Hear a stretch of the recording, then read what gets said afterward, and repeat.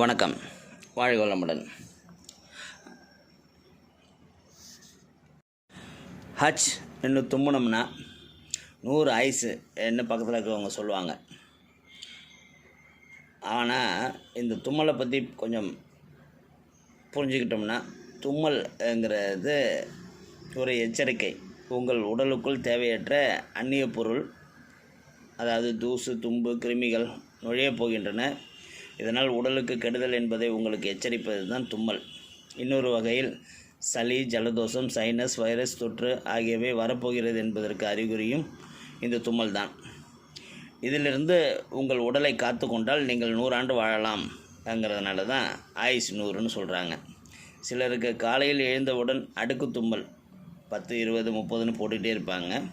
அப்படி தும்மல் சுற்றி இருப்பவர்களையும் கஷ்டப்படுத்துவாங்க, அவங்களும் கஷ்டப்பட்டுட்டு இருப்பாங்க.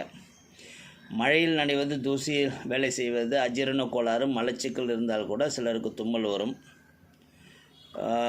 நுரையீரலில் ஏற்படும் மாற்றங்களாலும் தும்மல் வரும். சிலருக்கு தும்மல் வந்தால் பாவம் ரொம்ப கஷ்டப்பட்டு மூஞ்சி கிஞ்சிலாம் சிவந்து போயிடும். விலா எலும்பு வலிக்கிற அளவுக்கு தும்முவாங்க. உடலில் ஃப்ராக்சர் இருக்கிறவங்க தும்மும் போதும், ப்ரெக்னெண்ட்டாக இருக்கிறவங்க தும்மும் போதும் ரொம்ப கஷ்டப்படுவாங்க. அவங்க உடம்பு குலுங்கிறது அவங்களுக்கு மிகுந்த வலியை கொடுக்கும். அதே போல் ஆப்ரேஷன் பண்ணிகிட்டு இருக்கிறவங்களும் தும்மக்கூடாதுன்னு சொல்லுவாங்க. சிலருக்கு இன்னும் தும்மும் போது கை காலில் மசில் கிராம்ப் கூட வந்துடும். இதில் வேடிக்கை என்னென்னா, தும்மலை அடக்கக்கூடாது. அப்படி அடக்குனா தும்மலோட அவுட்பஸ்ட் ரொம்ப அதிகமாக இருக்கும்னு சொல்லுவாங்க. சரி, அப்போ இந்த தும்மலை வேகத்தை குறைக்கணும்னா கர்ச்சிப் எடுத்து வாயில் வச்சுக்கிட்டு தும்மினோம்னா, கொஞ்சம் மூக்கையும் லைட்டாக மூடிக்கிட்டு தும்மினோம்னா கொஞ்சம் அதோடய வேகம் குறையும். சரி, இதை சில டெக்னிக் ஏதாவது இருக்குதா இந்த தும்மலை கொஞ்சம் குறைச்சிக்கிறதுக்கு? என்ன பார்த்தோம்னா, கட்டை விரலையும் ஆட்காட்டி விரலையும் கிடுக்கி போல் உபயோகித்து நுனி மூக்கை பிடித்து லேசாக ஆட்டுங்கள், தும்மல் வராது.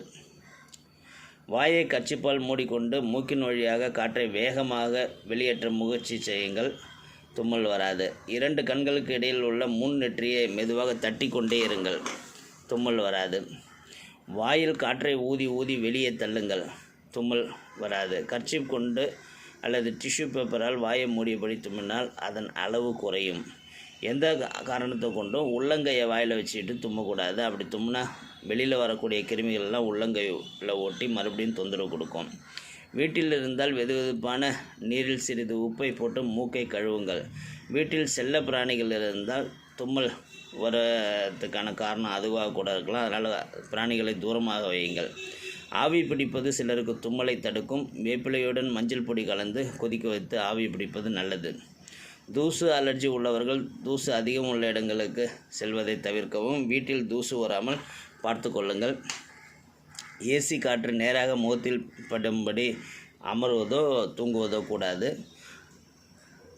பட்டாசு புகை, வாகன புகை சுவாசிப்பதை தடுத்தாலே தும்மல் வராமல் காக்க முடியும். இது எல்லாத்துக்கும் மேலாக யாராவது பக்கத்தில் இருந்தாங்கன்னா அங்கே தும்மாமல் கொஞ்சம் வெளியில் எழுந்துச்சி போய் தும்முங்க. இது நோய் பரவுவதை தடுக்கும். இந்த தும்மல் வராமல் இருக்கிறதுக்கு நான் சொல்வது 2 காரணங்கள். உடலில் நோய் எதிர்ப்பு சக்தி குறைவது, உடல் அதீத உஷ்ணமாக இருப்பது, உங்களோட தண்ணி குடிக்கும் அளவு, நீர் அருந்தும் அளவு, நீராகாரத்தின் அளவு மிக குறைவாக இருப்பது.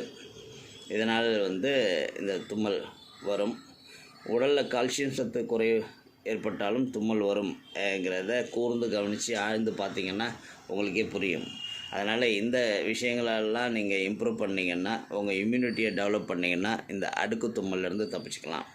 அதையும் மீறி உங்களுக்கு தும்மல் வருது, ரொம்ப கஷ்டப்படுத்துது, அடிக்கடி தும்மல் வருது, காலையில் எழுந்திரிச்சோன்னு தும்மல் வருது, ஏசி ரூம்லேருந்து வெளியே வந்தால் தும்மல் வருது, வெளியிலேருந்து ஏசி ரூமுக்குள்ளே போனால் தும்மல் வருது, இப்படிலாம் கஷ்டப்பட்டு இருந்தீங்கன்னா நல்ல மருத்துவத்தை நாடினால் கண்டிப்பாக நலமடையலாம். வாழ்க வளமுடன்.